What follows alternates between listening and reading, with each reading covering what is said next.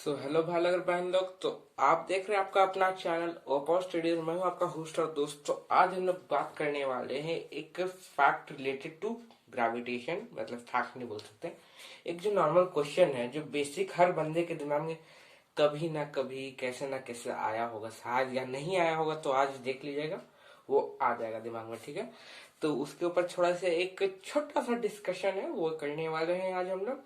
तो चलिए शुरू करते हैं एक और बकवास के साथ।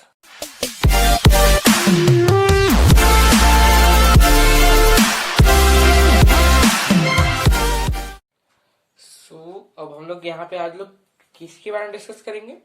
तो weight force applied by gravity at certain heights as per the height, या फिर हम लोग बोलेंगे weight changes within the earth. ठीक है, वेट का changing within the earth ही चेंज हो रहा है, एक तरह से बोला जाए तो। विद इन द अर्थ ही वो वेट हमारा क्या कर रहा है, चेंज कर रहा है। कैसे चेंज कर रहा है वो भी देखेंगे हम लोग। और क्या है हमारे पास, जी हो गया एक्सेलरेशन ड्यू टू ग्रेविटी, कुछ वेलोसिटी, और न्यूटन का सेकंड लॉ एक्चुअल में हम लोग क्या बताता है वो भी थोड़ा सा समझना पड़ेगा।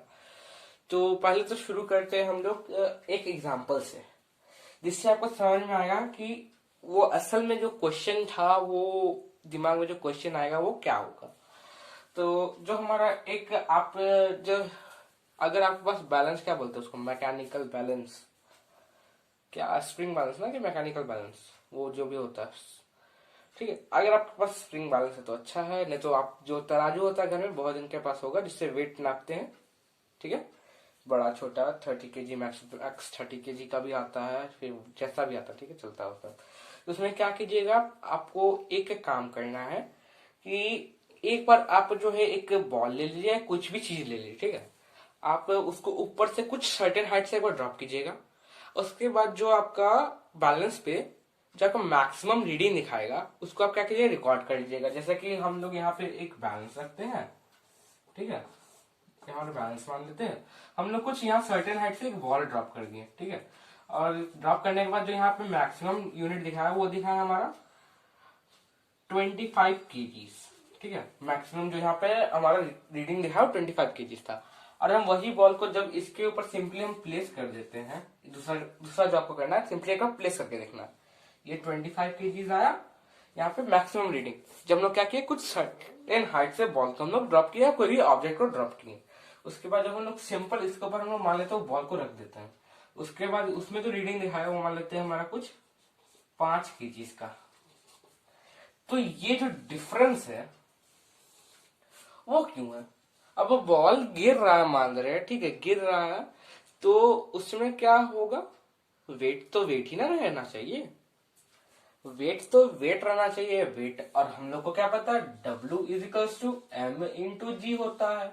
अब भैया बॉल का मास तो चेंज हुआ नहीं, बॉल का मास यहाँ से वहां चेंज हुआ, दोनों में तो हम लोग सेम बॉल ही लिए थे ना।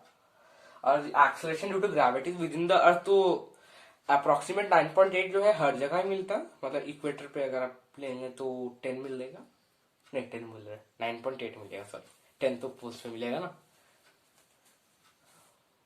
ठीक है, तो वो होता क्यों है उसको हम लोग समझने वाले हैं कि यहाँ पे ये जो हमारा यहाँ पे ऊपर से कुछ ड्रॉप किए तो 25 kg आ गया, नीचे में है तो 5 kg आया। ऐसा क्यों होता है? तो इसका होने का जो रीजन है वो आपका छुपा हुआ है न्यूटन के सेकंड लॉ पे। और जो सेकंड लॉ, अगर हम मैक्सिमम को, अगर अभी जो यहाँ वीडियो देख रहा होगा, जो कि कोई नहीं देखता, तो भी अगर जो भी एक दो बंदा देख रहा होगा, अगर उससे पूछे तो सिंपल अपना आंख बंद करके दिमाग खोल के यही बोलेगा, second law of Newton second law क्या है हमारे पास, न्यूटन सेकंड लॉ से क्या मिलता है वो बता देगा। न्यूटन सेकंड लॉ ये हो जाएगा हमारा F इजिकल्स to m m. Maximum का मुंह से यही निकलने वाला है। अगर हम सिंपली किसी से पूछे तो F इजिकल्स टू एम कोई भी बोलेगा। ठीक है, लेकिन क्या ये actually force exerted F इजिकल्स to m ही होता है? हाँ, वो तो आपका विद इन अ केस बोला जाता है ना, कि वो इतना टाइम पीरियड के अंदर था। अगर हम मान लेते हैं कैसे बोलेंगे, या यूनिफॉर्म एक्सेलरेशन के केस में, जैसे कि आपका यहाँ पे बॉल वाले केस में ले, तो वहां पे अगर हम लोग देखेंगे तो एम ए तो वहां पे सेम है, इसमें भी आपका 9.8 लग रहा, इसमें भी 9.8 लग रहा, तो बॉल के वेट में चेंजेस क्यों आया? तो इसका जो रीजन है वो होता है आपका एक्चुअल जो न्यूटन का सेकंड लॉ है वो क्या बोलता है, force is directly proportional to rate of change of momentum, यानी कि P1 minus P2 by t, इसका डायरेक्टली प्रोपोर्शनल होता है। ठीक है, यही ना होता है, F is directly proportional to rate of change of momentum, और हमारा मोमेंटम P वो क्या होता है हमारे पास, mv मास इंटू वेलोसिटी। ठीक है, मास इंटू वेलोसिटी होता है।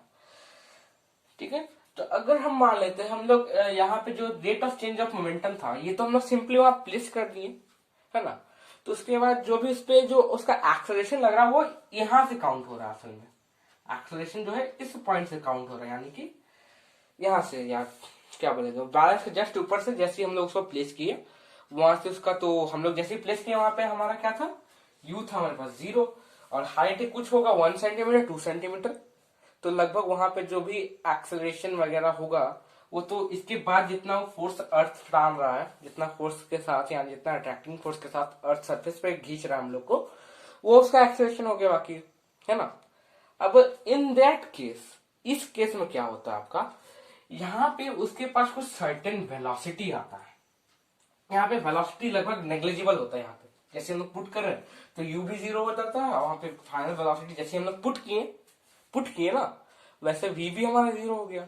अब इन दैट केस जैसे ही हम लोग कुछ हाइट से गिराते, तो अब मान लेते हम लोग कुछ हाइट जैसे कि 5 मीटर मान लेता हाइट, तो हमारा v क्या निकलेगा, तो हम लोग जानते हैं v square is equal to u square plus 2gh।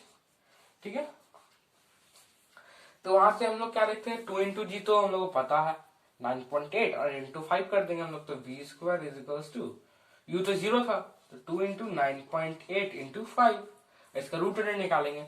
मतलब यहां से ये समझिए कि यहाँ पे कुछ सर्टेन वेलोसिटी है उसके पास, यहाँ पे कुछ सर्टेन वेलोसिटी उसके पास आ जाता है। अब जैसे ही वो इस पे बैलेंस के जो सरफेस पे अगर टकराता है, उसका क्या होता है, वो जो वेलोसिटी है वो टर्न्स इनटू 0 होता है ना, वेलोसिटी टर्न्स इनटू 0, यानी कि अगर हम लोग इस फॉर्मूला में पुट करेंगे, यानी कि आपका कहाँ गया वो, इसको अगर हम लोग इसको और ब्रेक करके बताएं तो F is equals to mv minus mu by t, ये होता है ना, ये हो गया हमारा। तो अब जब हम लोग इसी को तोड़ते हैं तो हमारा वो एम ए वाला निकलता है, तो हम लोग मान लेते हैं टी जो है हम लोग यहाँ पे कितना 1 सेकेंड लेते हैं, यहाँ पे ऊपर से गिरने में तो बहुत टाइम लगा, लेकिन हम लोग टी ले रहे हैं मात्र 1 second just above the earth surface.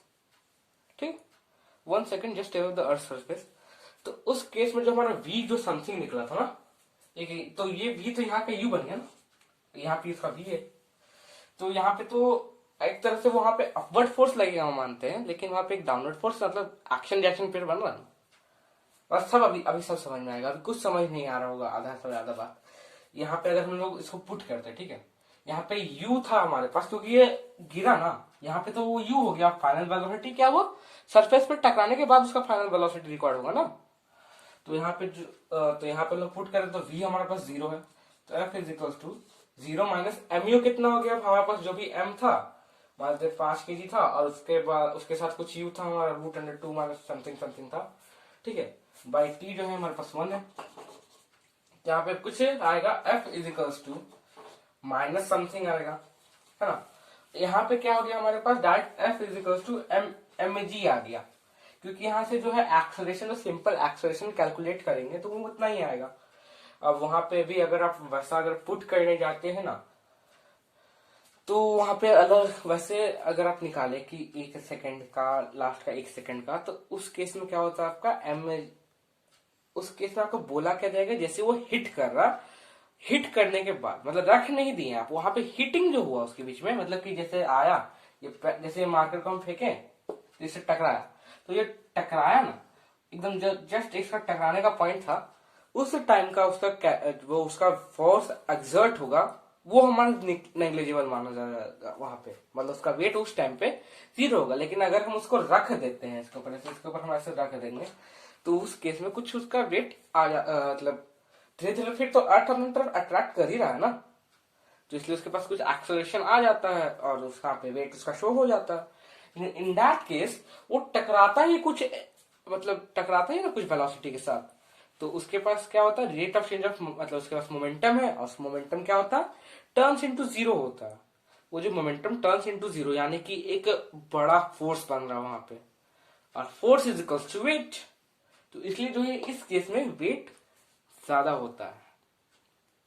ठीक है, आधा से ज्यादा को मेरा बात समझ नहीं आया होगा, हम भी जानते हैं। तो एक और बात सिंपल में सुन लेते हैं हम क्या क्या बोले इतना देर में। तो न्यूटन का सेकंड लॉ के मुताबिक force is directly proportional to rate of change of momentum. ठीक है, अब rate of change of momentum क्या है, मास इंटू वेलोसिटी है ना, मोमेंटम तो मास इंटू वेलोसिटी है ना, तो फोर्स क्या हो गया हमारे पास, mass into final velocity minus mass into initial velocity upon time period. T मतलब टाइम में नहीं होता, ये टाइम पीरियड को शो करता है, एक जो सर्टेन टाइम पीरियड। ठीक है, ऐसा नहीं कि वो पूरा जो आपका इधर सिस्टम चल रहा है पूरा का टाइम जितना ले रहा है वो नहीं, एक सर्टेन टाइम पीरियड के अंदर क्या चेंजेस आया उसके लिए टी यूज होता है। एक सर्टेन, या फिर आप लोग जब हायर क्लास में पढ़ेगा तो ये डेल्टा टी बन जाएगा, डीटी से शो होता है ये आपका, डीटी से, यानी कि डिफरेंस बिटवीन टी, यानी टाइम पीरियड भी बोलते वही टाइम पीरियड ही होता है। ठीक है, तो इस केस में क्या होता है कि इस केस को समझते हैं कि पहले इस केस को समझते हैं। ठीक है, तो इस केस में क्या होता है, हम लोग सिंपल, हमारे पास सरफेस है एक, उसके बाद हम लोग सिंपल ऐसे जाके ऐसे छोड़ देते हैं। ठीक है, यहां से हम जो ऐसे सिंपल कर छोड़े तो यहाँ पे जो हाइट था लगभग बहुत कम, बहुत कम। तो अगर आप लोग एक और फॉर्मूला आपको याद होगा, तो यहां से अगर आप निकालिएगा ना, आपका u तो जीरो है तो u का कोई काम नहीं, 2 और g कांस्टेंट है, तो मतलब क्या हो गया, v square is directly proportional to h हो गया हमारा। तो यहाँ हाइट कम है तो वेलोसिटी भी कम होगा, और यहाँ पे क्या करते हैं हम लोग कुछ मीटर से ड्रॉप करेंगे, तो हम हाइट ज्यादा है तो वेलोसिटी ज्यादा होगा उसके पास। आप लोग खुद अगर आपको करना है तो आपके हाथ में जो भी पेन या रबर या पेंसिल होगा उसको क्या कीजिए, ऐसे करके ड्रॉप करके देखिए, ऊपर से ड्रॉप कीजिए और एक बार नीचे से सिंपल अपने हाथ में रखिए। आपको किस में, आपको जब ऊपर से ड्रॉप होगा तो आपको लगेगा कि हाँ कुछ मेरे हाथ में गिरा है, अगर आप सिंपल ऐसे रखिएगा तो आपको लगेगा ही नहीं कुछ गिरा। ठीक है, तो होता इस कारण से क्योंकि यहाँ पे उसके पास कुछ सर्टेन वेलोसिटी आ जाता है और इसमें तो आता ही नहीं है। ठीक है, और जैसे वो स्ट्राइक करता है वो वेलोसिटी चेंजेस इनटू जीरो होता है, और वो जो रेट ऑफ चेंज ऑफ, मतलब वो वेलोसिटी चेंज हुआ यानी उसका मोमेंटम चेंज हुआ।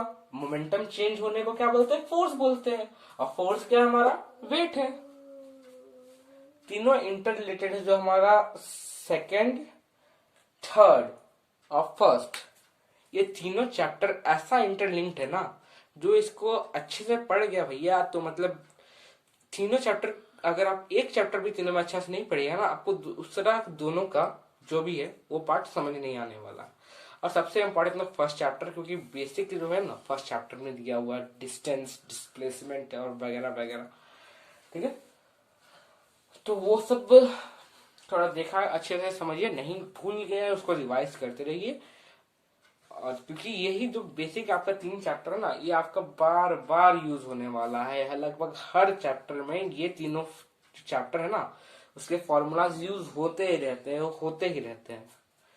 ठीक है, तो और यहाँ पे जो था हमारा सिंपल हम लोग समझ गए, यहाँ पे rate of change of momentum था, यहाँ rate of change of momentum लगभग नहीं था, नेग्लिजिबल था, यहाँ पे बहुत कुछ था, इसलिए जो है यहाँ पे फोर्स ज्यादा मिला हम लोग को, यहाँ हमको फोर्स कम मिला। अब 5 kg जो आता है वो असल में आता है ना आपका, कि इसके अंदर एक मैकेनिज्म यानी कैलकुलेटर टाइप का होता है, असल में इसके ऊपर कुछ फोर्स लगा तो आप 25 इंटू 9.8 कर दीजिए, जो सर्टेन फोर्स जो लगेगा वो आपका इतना न्यूटन फोर्स लगेगा, और इसमें इंटू 9.8 यानी इतना न्यूटन फोर्स उसका लगेगा, यहाँ पे कुछ 49 आएगा शायद, 49 न्यूटन फोर्स। ठीक है, जब 5 kg का बॉल का सोचे 49 न्यूटन फोर्स लगा रहा है ना, गजब बात। आपको लगता है आप 60 kg के हैं, ठीक है, वो 60 kg आपका वेट नहीं होता है, 60 kg आपका मास होता है। ठीक है, आपके अंदर जो भी चीज है वो होता है आपका मास। ठीक है, 60 kg बहुत जन पूछता है वेट क्या है, वेट क्या है, तो सिंपल हम लोग क्या बोलते हैं, वो हमारा इतना वेट है, 60 kg, 70 kg, 80 kg, 100 kg, 6000 kg है। तो ऐसा नहीं होता। आपको अगर आपको एग्जैक्ट आपका वेट निकालना है ना, तो आप पे जितना मास है आपका उसको इंटू 9.8 कीजिए। आप पोल्स पे हैं तो इंटू 10 कर दीजिए। तो आज के लिए बस इतना ही। होप सो आप लोगों को ये चीज समझ में आया होगा। ये ज्यादा कुछ नहीं, दिमाग नहीं लगाना।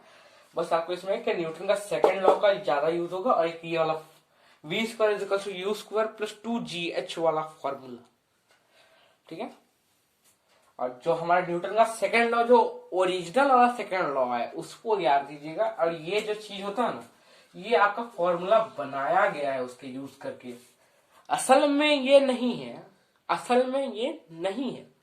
क्योंकि इन दैट केस आपका जो एक्सेलरेशन होता है वो पूरा होल सिस्टम का एक्सेलरेशन दिया होता है इस केस में। और अगर आप एक्चुअल में लेके चलिएगा तो आपको जिस टाइम पीरियड के अंदर का एक्सेलरेशन निकालेगा वो बताएगा। ठीक है। यहाँ पे स्ट्राइकिंग के कारण होता है ऐसा। अब आपका हो भी अब यहाँ पे भी बहुत जिनके दिमाग में और भी क्वेश्चन आए होंगे। अब क्या क्वेश्चन आया तो वो तो हमको नहीं पता। तो अगर आपको समझ में आया, अच्छा लगा ये टॉपिक, तो लाइक शेयर एंड कमेंट कीजिए। और क्या बोलेंगे, और कुछ बोलना बाकी रह गया?